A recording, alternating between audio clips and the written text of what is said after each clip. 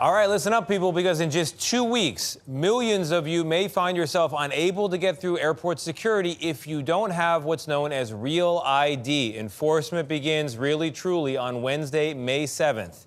And a new data analysis by us here at CBS News shows that in some states, less than a third of residents are prepared for this transition. Chris Van Cleve has the story. From California to Carolina, the Real ID rush could become a real problem in just 2 weeks' time. Across Michigan, DMVs are working overtime. About 1 in 4 people here still need the new ID. Darcy Reese got hers outside Detroit Tuesday. I'm planning on traveling in about 2 months back down to Florida to see my daughter, and was reminded multiple times through TSA that this is a need.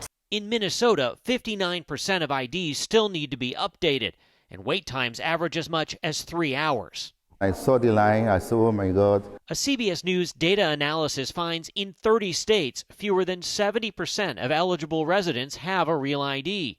In 17 states, the compliance rate is less than half. And in New Jersey, it's just 17%. Congress mandated the new, more secure identification nearly 20 years ago in the wake of 9/11. You can spot them by the gold or black star in the corner.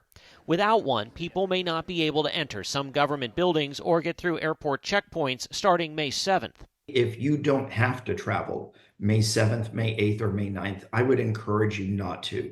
Airline industry analyst Henry Hartevelt. So if people are missing flights, airlines are concerned about how do they reaccommodate those people to get them where they're going as quickly as they can. To get that Real ID, you will need documents like a valid ID, passport, or birth certificate, proof of your social security number and date of birth, plus 2 items proving state residency. In Philly, Christopher Ball forgot his social security card, so after waiting for hours, he left without a Real ID. I'm not coming back.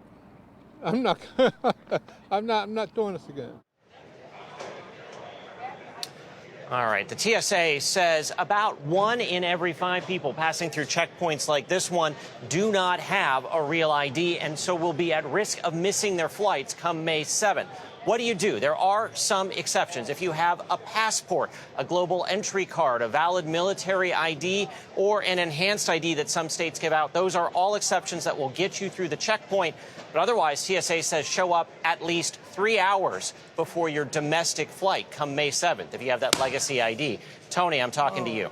Yes, exactly. We were talking about that, too. Chris. I associate with that man who's like, I'm not doing it. I'm not getting in that line again. But how does Chris even hold his face straight to say, show up 3 hours 3 early? hours? That's sometimes longer than the flight that you're taking. That's ridiculous. All right, Chris, we appreciate you. I mean, that's why you get the Real ID or bring your passport. That's it. That's it. Chris, you're on top Chris. of it. We'll try to convince Tony to get his Real ID.